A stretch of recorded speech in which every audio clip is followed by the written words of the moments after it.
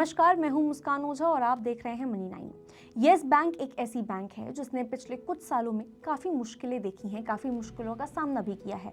Bank को संभलने के लिए यहाँ पे मैनेजमेंट ने काफ़ी मेहनत करी है, उसको खड़ा करने के लिए वापस से बहुत मेहनत की गई है और अब बैंक धीरे धीरे स्टेबिलिटी और ग्रोथ की तरफ बढ़ता हुआ नजर आ रहा है।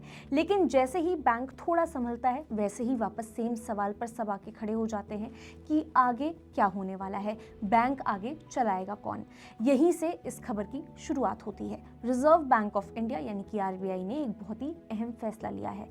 आरबीआई ने विनय मुरलीधर टॉन्स को यहाँ पे येस बैंक का नया मैनेजिंग डायरेक्टर यानी कि एमडी और चीफ एग्जीक्यूटिव ऑफिसर यानी कि सीईओ बनाने की मंजूरी दे दी है। येस बैंक ने इस बात की जानकारी स्टॉक एक्सचेंजेस को रेगुलेटरी फाइल के जरिए यहाँ पे दी है ताकि इन्वेस्टर्स और जो मार्केट है उनको ऑफिशियल इंफॉर्मेशन मिल सके। ये जो डिस्क्लोजर है वो सेबी के रेगुलेशन 30 के तहत किया गया है। इसका मतलब ये होता है कि किसी कंपनी में अगर कोई बड़ा बदलाव हो, खास करके जो टॉप लीडरशिप है उसमें हो, तो उसकी जानकारी मार्केट को तुरंत देनी जरूरी होती है। अब असली मुद्दा ये है कि आरबीआई ने सिर्फ नाम अप्रूव नहीं किया बल्कि विनय टॉन्स को यहाँ पे 3 साल यानी 3 ईयर टर्म के लिए यहाँ पे मंजूरी दी गई है। आरबीआई ने ये अप्रूवल एक लेटर के जरिए दिया है जिसकी डेट है 3 फरवरी 2026। अब यहाँ पे इसका मतलब ये है कि टॉन्स जब भी ऑफिशियल यहाँ पे चार्ज संभालेंगे उसी दिन से उनका जो 3 साल का जो टेन्योर है वो शुरू हो जाएगा। लेकिन एक बात और ध्यान रखने वाली है, उनका अपॉइंटमेंट जो है वो पूरी तरह से यहाँ पे फाइनल तभी माना जाएगा जब येस बैंक के जो शेयर होल्डर्स हैं वो भी इसे अप्रूव कर देंगे। यानी कि आरबीआई की मंजूरी के बाद भी शेयर होल्डर्स की अप्रूवल बहुत ही ज़्यादा अहम होती है, ज़रूरी होती है। अब सवाल आता है, अचानक येस बैंक को नए सीईओ लाने की ज़रूरत क्यों आन पड़ी है? इसका जवाब खबर में बहुत ही साफ है। अभी जो येस बैंक के एमडी और सीईओ हैं उनका नाम है प्रशांत कुमार। वो अभी एक्सटेंडेड टर्म पर काम कर रहे हैं, लेकिन बैंक ने ये महसूस किया कि फ्यूचर ग्रोथ और आगे की स्ट्रेटेजी के लिए एक नई लीडरशिप की जरूरत है। इसी वजह से येस बैंक ने आरबीआई से रिक्वेस्ट की थी कि उन्हें नया सीईओ अपॉइंट करने की यहाँ पे परमिशन दी जाए, अनुमति दी जाए। अब आरबीआई ने अप्रूवल दे दिया है और बैंक धीरे धीरे यहाँ पे ट्रांजिशन की तैयारी भी कर रहा है ताकि टॉप लेवल पर बदलाव स्मूथ तरीके से हो सके और बैंक की जो वर्किंग है उस पर किसी भी तरह का कोई भी इम्पैक्ट ना पड़े। अब सबसे इंटरेस्टिंग बात, आखिर ये विनय मुरलीधर टॉन्स हैं कौन जिन्हें इतनी बड़ी जिम्मेदारी आरबीआई सौंपने जा रहा है?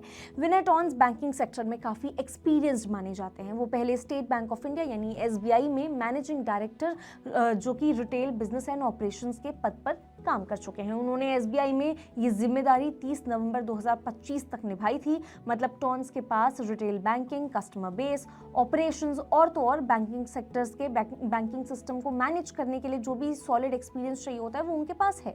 यही वजह है कि येस बैंक उन्हें लेकर के आ रहा है ताकि बैंक का जो कस्टमर नेटवर्क है यहाँ पे वो बना रहे और भी ज़्यादा बढ़े और सर्विस एफिशिएंसी यहाँ पे प्रूव हो सके। इनफैक्ट जो पहले से अभी तक चली आ रही थी वो और भी ज़्यादा इंप्रूव हो, बेटर हो। अब रेगुलेटरी पॉइंट भी यहाँ पे बहुत ही अहम माना जा रहा है, इसीलिए येस बैंक ने फाइलिंग में ये भी साफ किया है कि विनय टॉन्स का नाम किसी भी तरह से ब्लैकलिस्ट नहीं है, यानी वो सेबी या फिर किसी दूसरे अथॉरिटी के किसी ऑर्डर के तहत डायरेक्टर बनने से यहाँ पे डिबार्ड नहीं है। उनका जो डिन है यानी कि डायरेक्टर आइडेंटिफिकेशन नंबर है वो भी यहाँ पे मेंशन किया गया है। क्या है नंबर? 066955367। और ये सब डिटेल्स येस बैंक ने इसलिए दी हैं ताकि इन्वेस्टर्स को क्लियर मैसेज मिल सके कि अपॉइंटमेंट जो हो रही है यहाँ पे वो पूरी तरह से सारे रूल्स रेगुलेशंस को फॉलो करके सारे नियमों के हिसाब से ही हो रही है और इसमें किसी भी तरह का कोई भी लीगल इशू नहीं है।